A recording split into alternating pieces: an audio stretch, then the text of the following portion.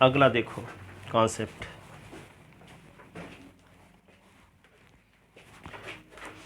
देखो क्वेश्चन है एनसीईआरटी का क्वेश्चन कॉन्सेप्ट, देखते हैं हम, देख के बताते हैं।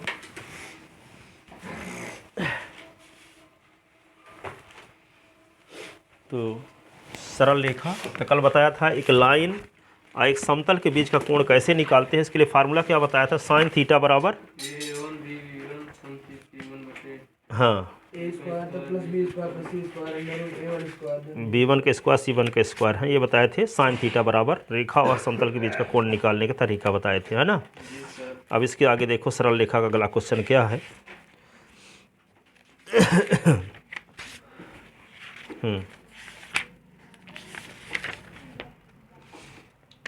रेखा और समतल के बीच का कोण ये हो गया।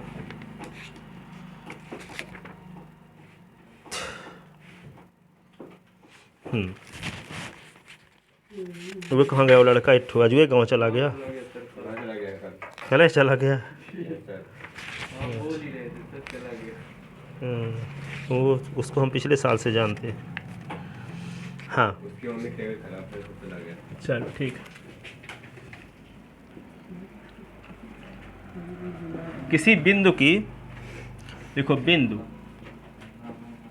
सुनो, 1 6 3 की, 1 6 3 की रेखा x/1 y-1/2 z-2/3 से दूरी ज्ञात कीजिए। किसी बिंदु की रेखा से दूरी कैसे निकालते हैं, पहले आपको ये तो पता होना चाहिए। हाँ सुनो बना, सूत्र तो कुछ नहीं है, बताते हैं सूत्र क्या है। वो सदिश बीस वाले में सूत्र है, यहाँ पे तो बताते हैं प्रोसेस आपको। P बिंदु दिया है 1 6 3, एक सरल रेखा है, अभी याद हो जाएगा आपको अभी तुरंत। y-1/2 z-2/3। एक बिंदु P की इस रेखा से दूरी निकालने के लिए क्या करेंगे, रेखा के समीकरण को R मान लो, तो रेखा में कोई बिंदु मिल जाएगा। तो रेखा में क्यू बिंदु उसका मिले, उसका नाम क्यू रख लो। और क्यू बिंदु P से रेखा पर डाला गया लंब तभी कहलाएगा जब बिंदु क्यू जब PQ रेखा पर लंब हो। बिंदु P B नहीं, कहने का मतलब P से रेखा पर डाला गया लंब Q, PQ लंब कब कहलाएगा, जब PQ रेखा पर लंब हो। ठीक है, ऐसे लंब ऐसे खींच दोगे तो लंब थोड़ी कहलाएगा भाई। कोई आपसे कहता कि छत की दूरी क्या है, तो लंबत नापोगे कि टेढ़ा मेढ़ा नापोगे, लंबत ना। तो किसी बिंदु की रेखा से दूरी निकालना है तो लंबत नापोगे, ऐसी तरह ही नापोगे। ठीक है, तो ये लंब का पाद बिंदु कब होगा, जब PQ रेखा पर लंब हो। तो PQ का अधिक अनुपात जब रेखा पर बिंदु मिल गया S Y Z का मान R के पदों में, तो वही Q का निर्देशांक हुआ। तो एक इसको मान लो S1 Y1 Z1, इसको मान लो S2 Y2 Z2। तो PQ का अधिक अनुपात निकालने का सूत्र जानते हो, S2 - S1 Y2 - Y1 Z2 - Z1। तो PQ का अधिक अनुपात मिल गया। रेखा का अधिक अनुपात पता है 1 2 3। तो जब PQ रेखा पर लंब है तो दोनों के अधिक अनुपातों के गुणनफल का योगफल शून्य, तो आपको R का मान मिल जाएगा। R का मान कहाँ रख दोगे, Q में। तभी Q का निर्देशांक R के पदों में मिला था, तो Q का प्योर निर्देशांक मिल जाएगा। तो P से Q तक की दूरी निकाल दोगी डिस्टेंस फार्मूला लगा के, तो बिंदु की रेखा से दूरी आ जाएगी। समझ में आया, क्या करेंगे, रेखा के समीकरण को R मानेंगे, S Y Z का मान R के पदों में निकालेंगे, तो रेखा में स्थित कोई बिंदु मिल जाएगा, उसका नाम Q रख लिए। ठीक है, और बिंदु Q लंब का पाद बिंदु तभी होगा जब PQ रेखा पर लंब हो। तो PQ के अधिक अनुपात और रेखा के अधिक अनुपात के गुणनफल का योगफल शून्य, तो R का मान मिलेगा। R का मान Q में रखेंगे तो लंब के पाद बिंदु का निर्देशांक आ जाएगा, तो P से Q तक की दूरी निकाल देंगे, तो बिंदु की रेखा से दूरी आ जाएगी। बिंदु की रेखा से क्या करेंगे, रेखा के समीकरण को R मानेंगे, फिर S Y Z का मान R के पदों में निकालेंगे, तो रेखा में कोई बिंदु मिल जाएगा, उसका नाम क्या रखेंगे, Q। और क्यू लंब का पाद बिंदु कब होगा? जब पी क्यू रेखा पर लंब हो। और जब पी क्यू रेखा पर लंब होगा तो पी क्यू के दिक् अनुपात और रेखा के दिक् अनुपात के गुणनफल का योगफल 0। तो आर का मान मिलेगा, आर का मान क्यू में रख देंगे तो क्यू का निर्देशांक आ जाएगा। अब पी से क्यू तक की दूरी निकाल देंगे। समझ में आया अच्छे से?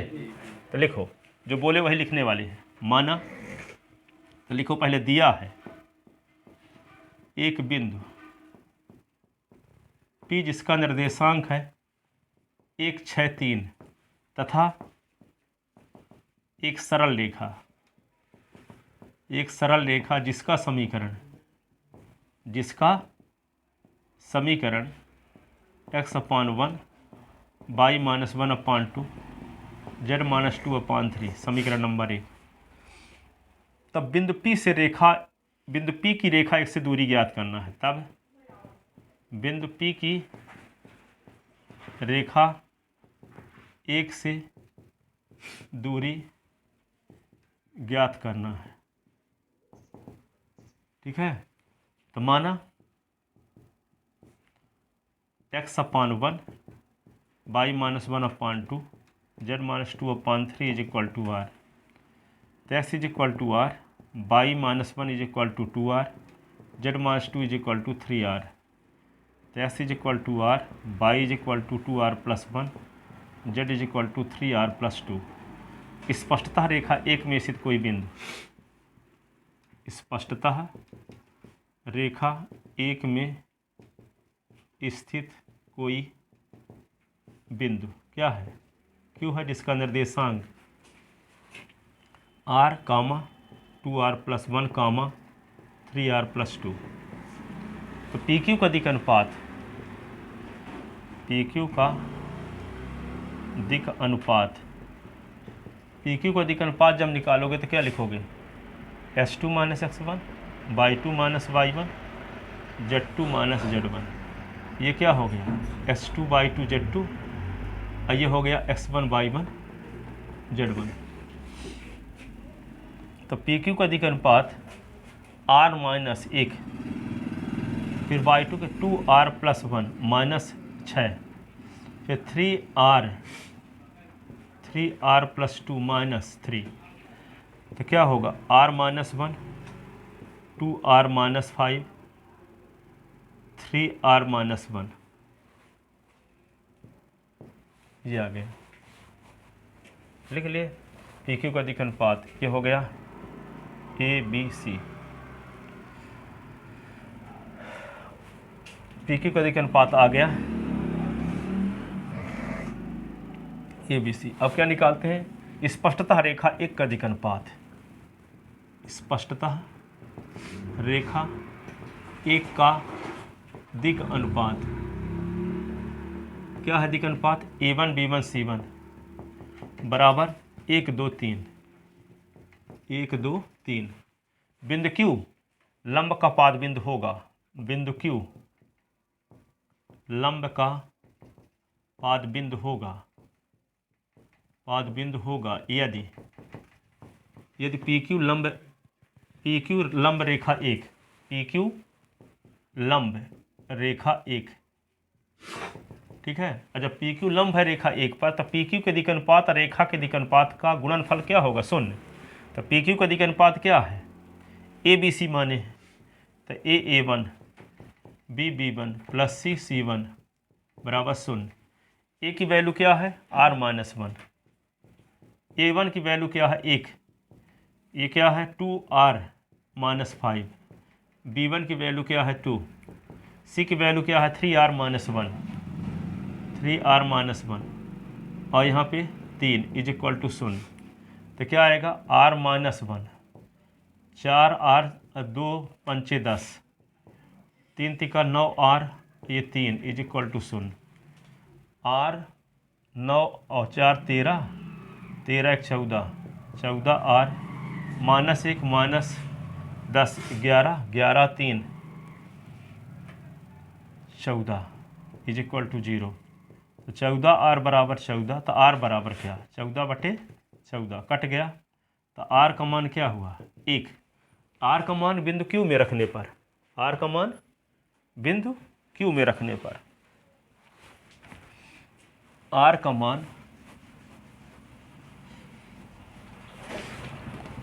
मान बिंदु क्यू में रखने पर, तो क्यू में जब रख देंगे तो क्यू का निर्देशांक क्या था अभी, आर के पदों में था ना, आर 2r + 1, आर 2r + 1 और 3r + 2।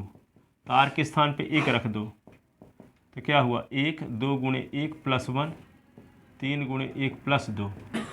तो क्यू का निर्देशांक क्या हुआ, 1 3 5, 1 3 5।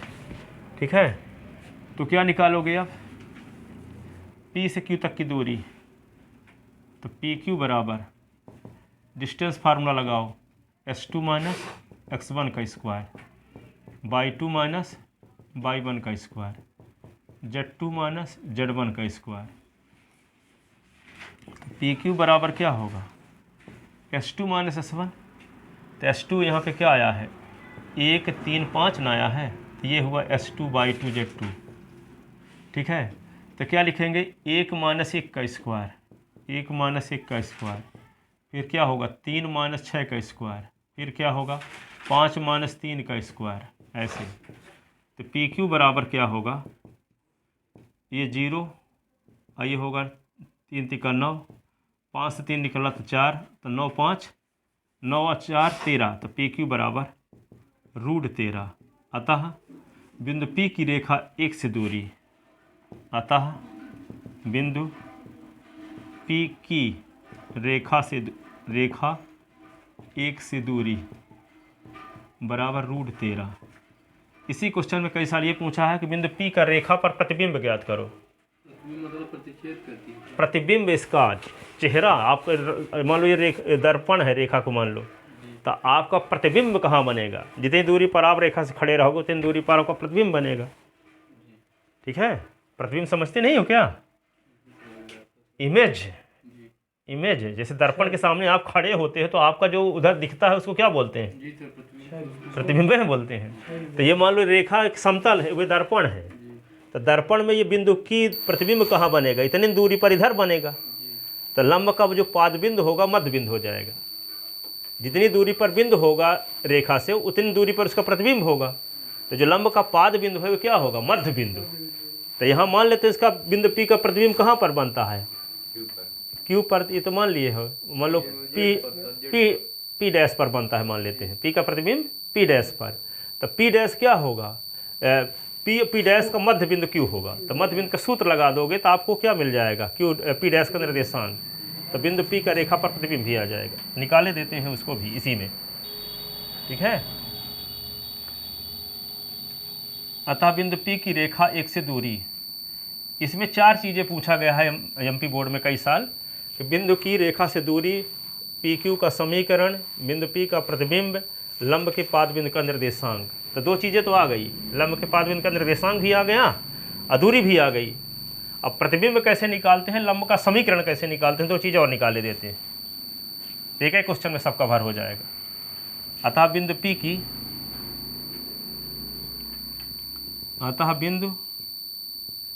P की रेखा 1 से दूरी √13। ठीक है, लंब के पाद बिंदु का निर्देशांक, लंब के पाद बिंदु का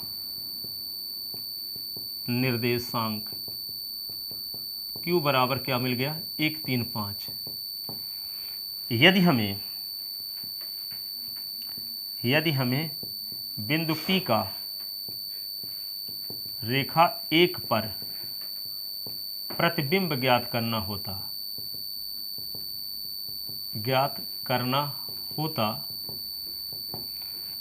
तब निम्नानुसार ज्ञात करते।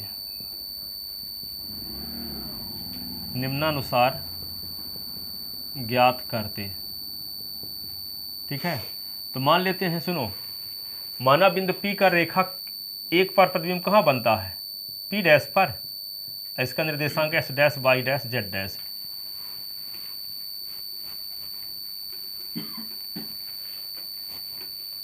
माना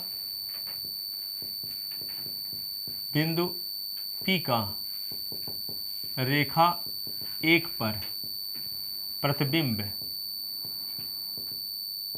क्यू का है लिख देते हैं पी डैश, जिसका निर्देशांक X dash Y dash Z dash पर बनता है।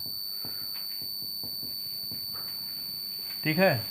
तब लंब का पाद बिंदु क्यू, लंब का पाद बिंदु क्यू, पी क्यू का मध्य बिंदु। रूल मिलता है तो 2 सर निकल आएगा सर, 9 का रूल, 3 का रूल 9, इस बार आप यही चीज़ 5 बार पूछ चुके हो आप कि यहाँ पे प्लस रहता तो नहीं करते ऐसा, इंटू रहता तो करते हैं। ठीक है। आपका कहना ये है कि 9 और 4 का वर्गमूल होगा 3 धन 2, तो 3 धन 2 तो 5 ना हो गया, तो 9 और 4 जोड़ने से 25 कहाँ आ रहा है? 25 का वर्गमूल ना 5 होता है, हैं? तो 9 और 4 को जोड़ने से 25 तो आता नहीं है, तो इसका मतलब आपका मानना गलत है। 9 + 4 का वर्गमूल आप 3 + 2 कब लिखते? जब इसको 9 + 4 को हम लिख सकते क्या 3 + 2 का होल स्क्वायर। तो 9 + 4 को 3 + 2 का होल स्क्वायर कहाँ लिख सकते हैं? लिख सकते हैं क्या? तो जब नहीं लिख सकते तो क्या हुआ, ये 3 + 2 का होल स्क्वायर होता तब ना जोड़ा बनता 3 + 2 का।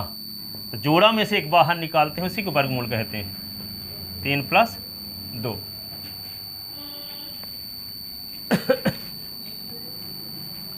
तो देखो लंब का पाद बिंदु क्या है? क्यू, पी डैश का मध्य बिंदु होगा,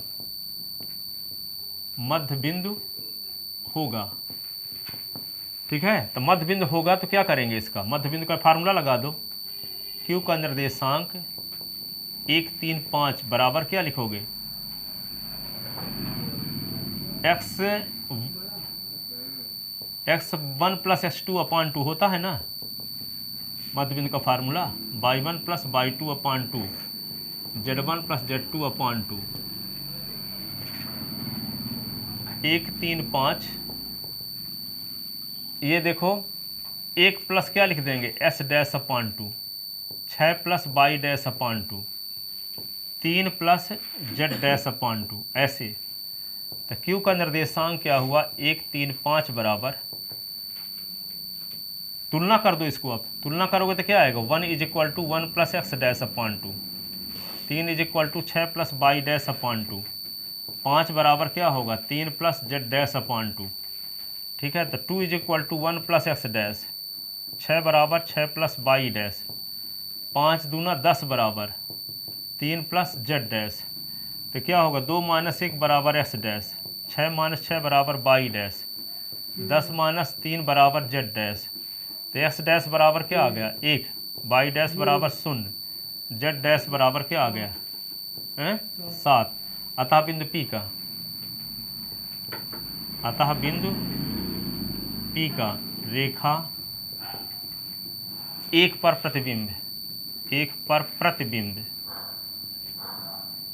क्या है, Q का निर्देशांक 1 0 7 है। अब जब Q का निर्देशांक आपको पता है तो PQ का समीकरण निकाल ही ना सकते हो, लंब का समीकरण, 2 बिंदु होकर जाने वाली रेखा समीकरण होता तो है। यहाँ PQ का समीकरण भी पूछ दिया मान लो, तो आप 2 बिंदु से होकर जाने वाली रेखा का समीकरण आप पढ़ ही चुके हो, क्या होता है s - s1/, s2 - s1, y - y1/, y2 - y1, z - z1/, z1। तो लंब PQ का समीकरण पूछ सकता है। तो मान लो लंब का समीकरण, एक एक क्वेश्चन में तो सब बता रहे हैं, इस पर आधारित एक एक्सरसाइज है, 17 क्वेश्चन है किताब में, यहाँ पर एक क्वेश्चन बता रहे हैं केवल जानकारी के लिए, आगे सदिश विषय है तो इसकी ज़रूरत पड़ेगी। तो लिखो लंब PQ का समीकरण, PQ का समीकरण क्या होगा x - x1/s2 - x1, y - y1/y2 - y1, z - z1/z2 - यहाँ लिख लो, ये P है ये Q है। P का निर्देशांक को आपको पता है क्या 1 6 3, और Q का निर्देशांक क्या निकल चुका है 1 3 5। फार्मूला लगाओगे तो ये s1 y1 का काम कर रहा है और ये s2 y2 z2 का काम। तो लंब PQ का समीकरण जब निकालेंगे तो s - s1 के स्थान पे 1 लिखेंगे, अपान क्या लिखेंगे 1 - 1, फिर y - y1 के स्थान पे क्या लिखेंगे 6, तो y2 - y1 तो क्या लिखेंगे 3 - 6, फिर क्या लिखेंगे जेड माइनस जेड1, तो जेड1 के स्थान पे क्या लिखेंगे 3, तो जेड2 माइनस जेड1, तो 5 माइनस 3, तो यहाँ पे x माइनस 1 अपान 0, y माइनस 6 अपान माइनस 3 और z माइनस 3 अपान क्या है 2। ये लंब का समीकरण आ गया। तो एक क्वेश्चन में 4 चीज़ें कवर किए। किसी बिंदु से किसी रेखा पर डाले गए लंब की लंबाई कैसे निकालते हैं, लंब के पाद बिंदु का निर्देशांक कैसे निकालते हैं, उस बिंदु का उस रेखा पर प्रतिबिंब कैसे निकालते हैं, लंब का समीकरण कैसे निकालते हैं। ठीक है। अब इस रूल पर आधारित एक क्वेश्चन देखो जो एनसीईआरटी में है। ये एनसीईआरटी में क्वेश्चन नहीं है, सदिश विषय है। ठीक है, तो उसको समझाने के लिए इसकी ज़रूरत थी, इसलिए इसको बताया गया। सीबीएसई बोर्ड में यही आता है क्वेश्चन, इसी प्रकार चारों चीज़ निकालने के लिए। एमपी बोर्ड में भी हमेशा आता था, लेकिन इस समय एमपी बोर्ड में शायद ये क्वेश्चन नहीं है। ठीक है, सदिश विषय है तो सदिश वाला आएगा। तो सदिश वाला समझने के लिए इसको जानना बहुत ज़रूरी था, इसलिए बता दिए। ठीक है, लिख लिए। अब देखो एनसीईआरटी में कौन क्वेश्चन दिया है उसको बताते हैं।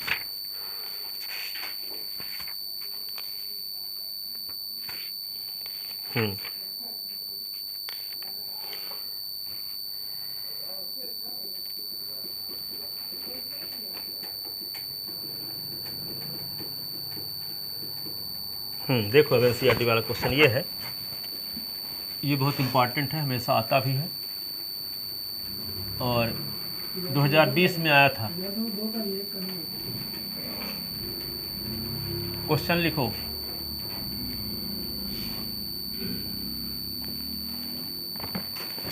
ये है सरल रेखाओं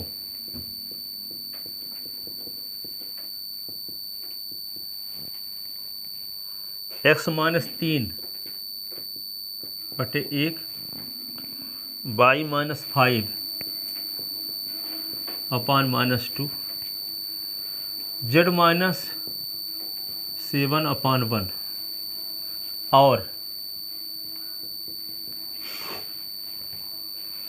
x प्लस 1 अपान 7 y plus 1 upon minus 6 z plus 1 अपान 1 के बीच की न्यूनतम दूरी, बीच की न्यूनतम दूरी ज्ञात कीजिए। न्यूनतम दूरी ज्ञात कीजिए।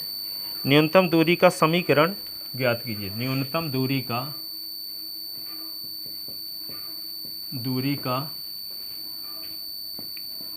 समीकरण ज्ञात कीजिए। न्यूनतम दूरी का समीकरण ज्ञात कीजिए। उन बिंदुओं के निर्देशांक ज्ञात कीजिए। उन बिंदुओं के निर्देशांक ज्ञात कीजिए जहां यह दी हुई रेखा से मिलती है। जहां यह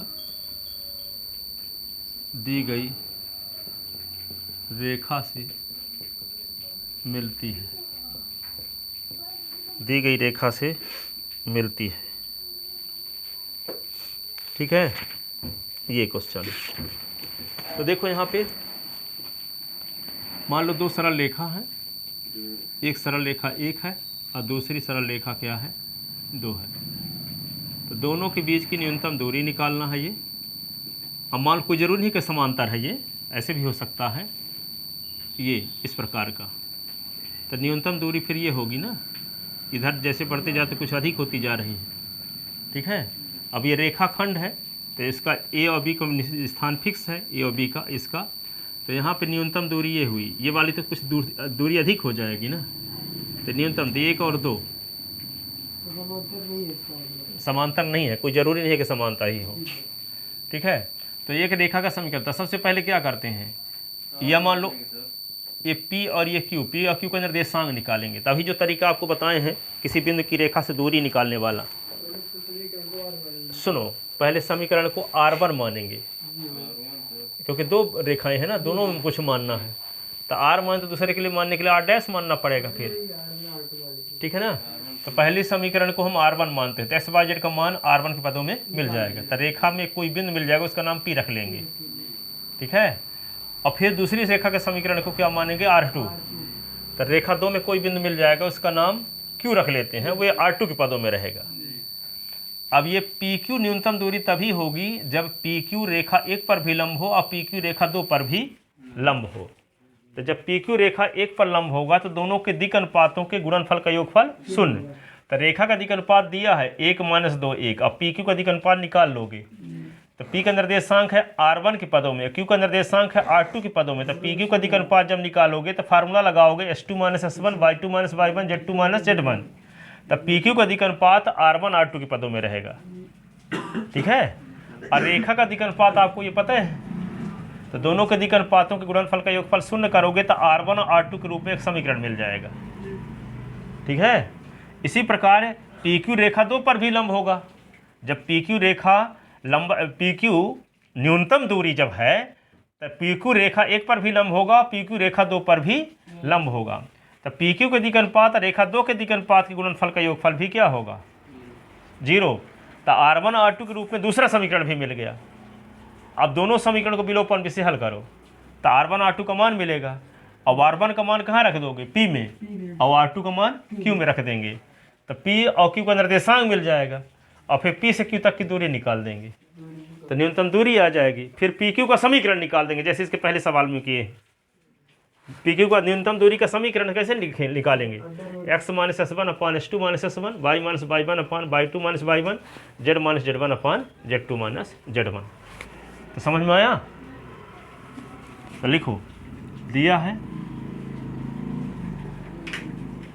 दो सरल रेखाओं का समीकरण।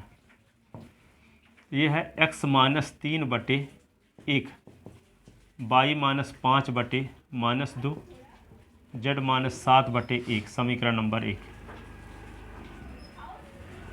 फिर x + 1/7 y + 1/-6 z + 1/1 समीकरण नंबर 2, ठीक है।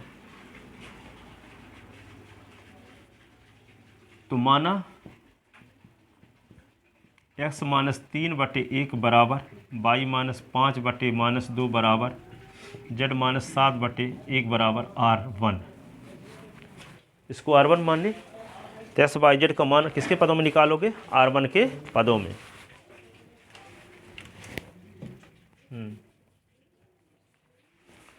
तो निकालते हैं एक्स वाई जेड का मान R1 के पदों में। तो ये आएगा x = होगा R1 + 3 y = -2R1 -2R1 + 5 z बराबर R1 + 7। ये आ गया। तो स्पष्टतः रेखा 1 में कोई बिंदु, स्पष्टतः रेखा 1 में कोई बिंदु P है जिसका निर्देशांक R1 + 3 कामा 2R1 + 5 कामा R1 + 7 है, ठीक है। अब रेखा 2 के समीकरण को R2 मानते हैं, पुनः माना। x + 1/7 y + 1/-6 z + 1/1 = R2। तो क्या हो जाएगा, x = 7 R2 - 1 y = 6 - 6 R2 - 1। क्या है, चूहा मरा है क्या है? मरा सर, एक जिंदा भी है। अभी तो बदबू आ रही। हाँ हाँ। तो z = है, पकड़ के पूछ फेंको उस उधर। अभी सर वो तड़फड़ा रहा है। देखो भला, z = क्या लिखेंगे, R2 - 1।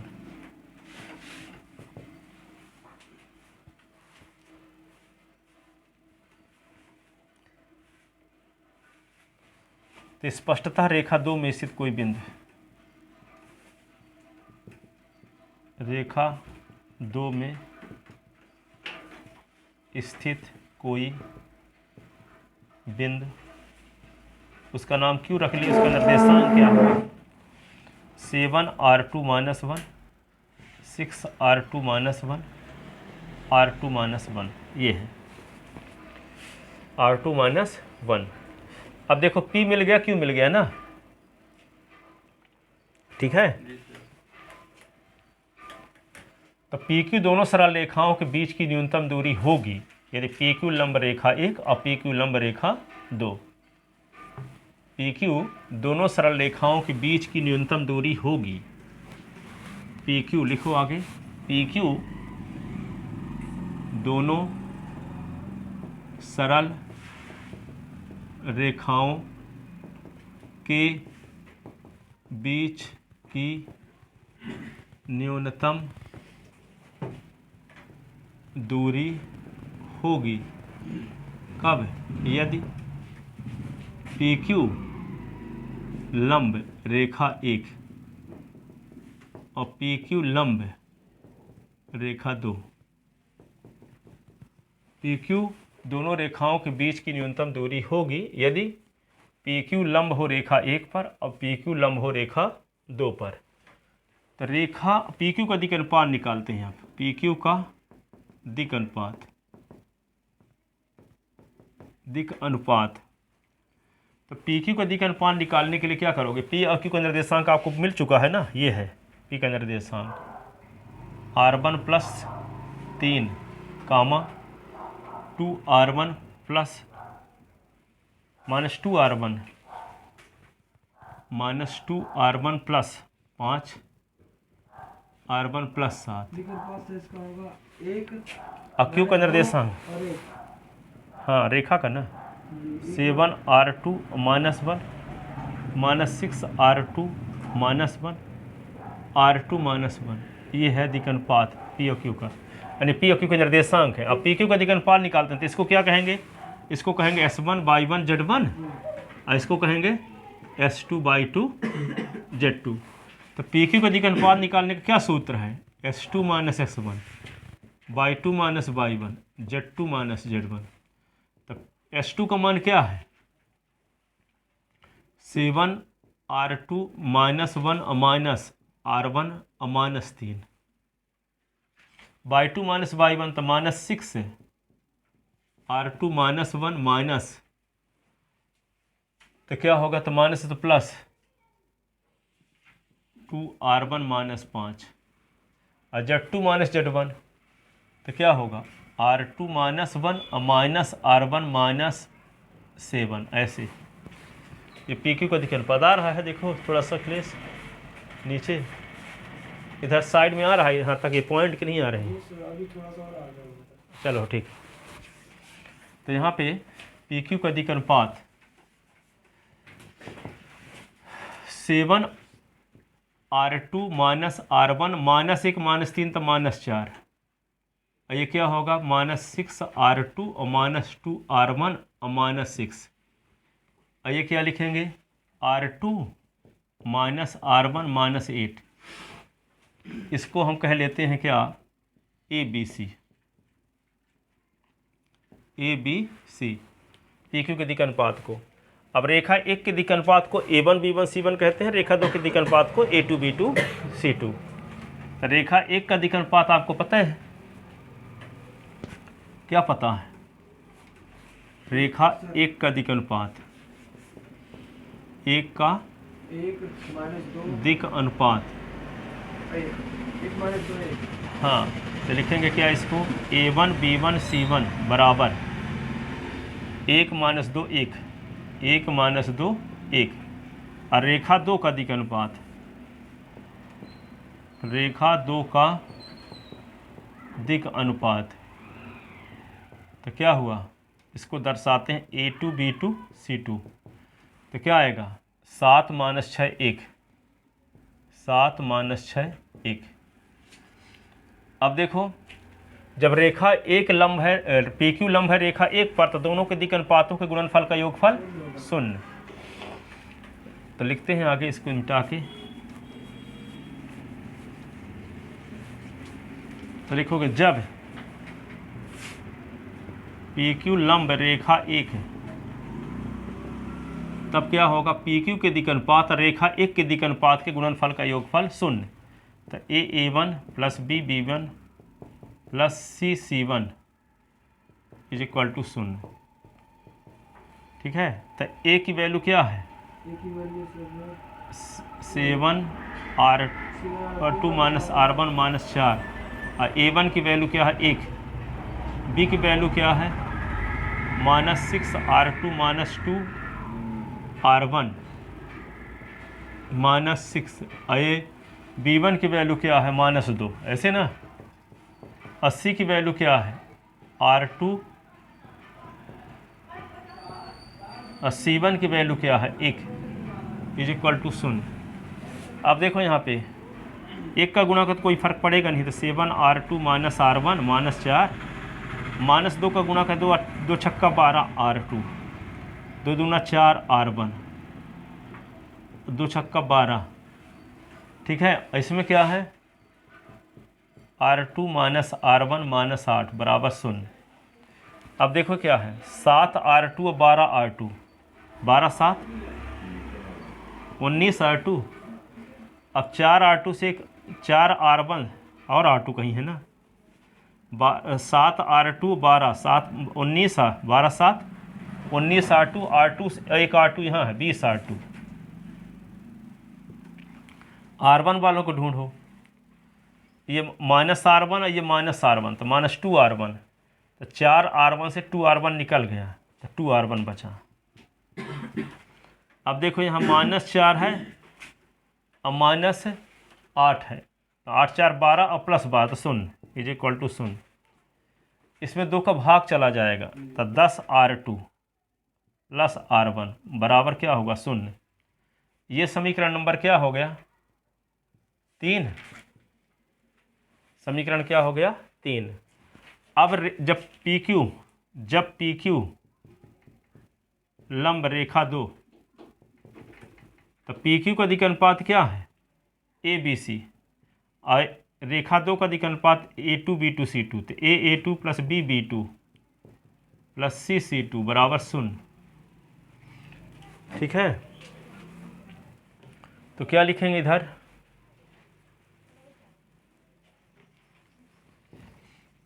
A2 की वैल्यू, ए की वैल्यू आपको पता है 7 R2 माइनस R1 माइनस 4, और A2 की वैल्यू क्या पता है 7, प्लस B की वैल्यू क्या पता है ये -6 R2 माइनस 2 R1 माइनस 6, और यहाँ B2 की वैल्यू क्या पता है -6। अब इसकी वैल्यू क्या पता है plus R2 minus R1 minus 8 into ये 1 इज इक्वल टू 0। तो क्या होगा 7 का गुणा 7 के साथ 49 R2 7 R1 7 चौक 28, -6 का गुणा तो 6 छांग 36 R2 -6 दूना 12 R1 6 छांग 36, ऐसे। ये क्या होगा R2 माइनस R1 माइनस 8 बराबर 0। अब 49 R2 और 36 R2, 85 R2 से R2 और 86 R2। R1 को देखो, ये 12 R1 है, 7 R1 है, और ये R1 और R1 क्या हुआ 7 R1 और R1 तो 8 R1, 8 R1 माइनस में और 12 R1 प्लस में 4 R1। अचर पद को ढूंढो 28 36 28 और 8 36 -36 प्लस 36 0। इसमें किसका भाग चला जाएगा 86 का आधा 43, 2 का 43 R2 प्लस 2 R1 बराबर 0। ये समीकरण नंबर आ गया 4। समीकरण 3 और 4 को विलोपन विधि से हल करो। ताकि R1 R2 मिल सके।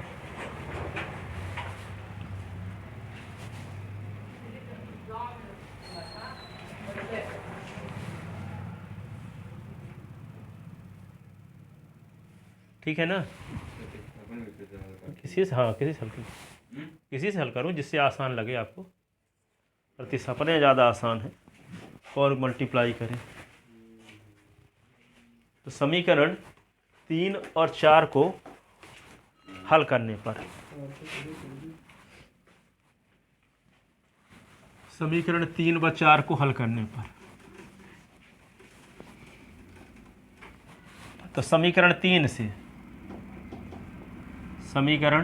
से R1 का मान निकाल लेते हैं। तो R1 बराबर क्या हुआ? -10 R2। अब R1 का मान 4 में रखने पर, R1 का मान 4 में रखने पर, ठीक है, तो 43 R2 और 2 R1 के स्थान पे -10 R2 इज इक्वल टू 0। ठीक है, तो 43 R2 और 20 R2, 43 से 20 निकाल दो, 23 R2 बराबर 0। तो R2 बराबर क्या होगा? 0/23, 0। सीधी सी बात है कि दोनों में अचर पद नहीं है तो दोनों रेखाएं मूल बिंदु से होकर जाती होंगी, तो प्रतिच्छेद बिंदु दोनों का क्या होगा? मूल बिंदु। तो ऑलरेडी R1 R2 दोनों का मान 0 आएगा। तो R2 बराबर क्या आ गया? 0। R2 का मान क्या रखेंगे? 3 में रख दें। R2 का मान 3 में रखने पर, इसी में रख दो। तो R2 का मान 3 में रखेंगे तो क्या होगा? 10 × 0 प्लस R1 बराबर 0। तो R1 बराबर भी क्या आ गया? 0। अब R1 और R2 का मान P एवं Q में रखने पर, R1 का मान P में, R2 का मान Q में रखने पर, R1 का मान P में तथा R2 का मान Q में रखने पर, R1 का मान P में तथा R2 का मान Q में रखने पर, Q में रखने पर, तो P का निर्देशांक क्या है? R1 + 3 है, -2R1, 2R1 + 5 है, R1 + 7 है। तो P का निर्देशांक क्या बन गया? 0 + 3, 2 × 0 + 5, 0 + 7। तो P का निर्देशांक क्या हो गया? 3, 5 और 7। अब R1 का मान किस में रखें? Q में ना। R2 का मान Q में जब रखते हैं तो Q का निर्देशांक क्या होगा? 7 × 0 -1, फिर क्या है? -6 × 0 और -1, फिर क्या है? 0 -1। तो इसका निर्देशांक क्या आ गया? -1 -1 -1। अब P से Q तक की दूरी निकालो, तो न्यूनतम दूरी, तब सरल रेखा 1 एवं 2 के बीच की न्यूनतम दूरी क्या होगा? PQ बराबर √S2 - S1 का वर्ग y2 - y1 का वर्ग Z2 - Z1 का वर्ग। तो PQ बराबर S2 - S1, ये क्या कहलाएगा? Q का निर्देशांक S2/2 Z2 कहलाएगा। अब P का निर्देशांक क्या कहलाएगा? P का निर्देशांक कहलाएगा S1/1 Z1। तो क्या होगा? -1 -3 का स्क्वायर, फिर -1 -5, फिर -1 -7। तो क्या लिख दोगे इसी को? 4 चौक 16, 36, 64। तो PQ बराबर क्या होगा? 64, 36, 100, 116। तो पी क्यू बराबर क्या होगा, 116 को लिख सकते हैं 116 58 29, 2 गुणे 2 गुणे 29, यही ना, 2√29, ये आंसर। न्यूनतम दूरी का समीकरण, न्यूनतम दूरी का समीकरण भी निकालना बहुत बड़ा क्वेश्चन है। आता है ये निश्चित रूप से, इससे अच्छा क्वेश्चन कोई नहीं है सरल रेखा का, बड़ा क्वेश्चन में। हाँ, इसको हर हाल में तैयार कर लेना। न्यूनतम दूरी, हाँ, न्यूनतम दूरी का समीकरण, न्यूनतम दूरी का समीकरण, तो न्यूनतम दूरी का समीकरण अर्थात पी क्यू का समीकरण, अर्थात पी क्यू का समीकरण क्या है, x माइनस x1 अपान x2 minus x1, y minus y1 अपान y2 minus y1, z minus z1 अपान z2 माइनस z1। तो x माइनस x1 के स्थान पे क्या लिख दें, x1 के स्थान पे क्या लिख दें बताओ, हम बिंदु x1 के स्थान पे लिख दें 3, x2 का मान क्या है -1, y माइनस y1 की वैल्यू क्या है, y1 की वैल्यू क्या है 5, y2 माइनस y1 तो -1 -5, z माइनस z1 का मान क्या है 7, z2 माइनस z1 तो -1 -7, तो क्या हुआ x माइनस 3 बटे -4, y माइनस 5 बटे -6, z माइनस 7 बटे -8, -2 से काट सकते हो तो x माइनस 3 बटे 2, y माइनस 5 बटे 3, z माइनस 7 बटे 4। क्या बोले,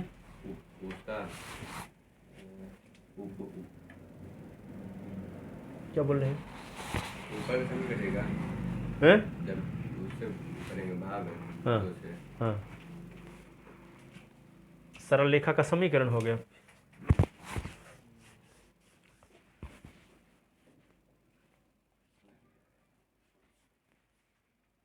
तो ये न्यूनतम दूरी का समीकरण आ गया, अन्यूनतम दूरी आ गई। दूसरे से काटते हैं। हाँ,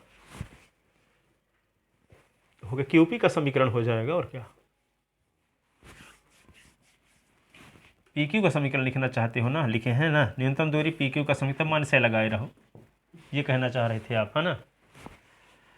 अब देखो न्यूनतम दूरी का समीकरण ये है, अब क्यूपी का समीकरण लिख दोगे तो मान हट जाएगा, ठीक है। वो पूछा न्यूनतम दूरी का समीकरण ना है, तो न्यूनतम दूरी का समीकरण लिखना है तो ये लिखोगे पी, है हाँ पी क्यू है, तो क्यूपी भी तो न्यूनतम दूरी है, क्यूपी रहेगा तो माइनस फिर लेना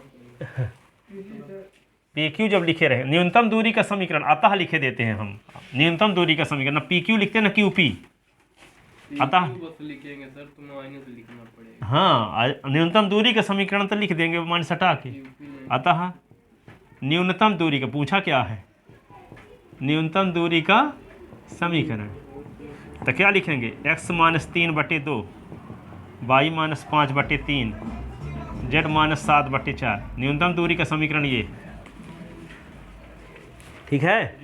तो कितनी चीज़ें पूछा था इसमें कि ये न्यूनतम दूरी पहली रेखा से जहाँ मिलती है, दूसरी रेखा से जहाँ मिलती है, उनका निर्देशांक भी पूछा था, न्यूनतम दूरी भी पूछा था, न्यूनतम दूरी का समीकरण भी पूछा था, ठीक है। हाँ, ये बड़ा नंबर क्वेश्चन में, बड़ा नंबर में आने वाला है, निश्चित रूप से आएगा, कई साल आ चुका है, 3-4 साल। एक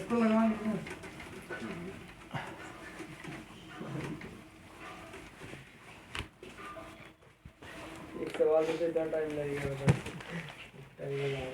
समझ नहीं लगा ना, बताइए 40 से हो गए सर। ठीक है, हो जाओ अब।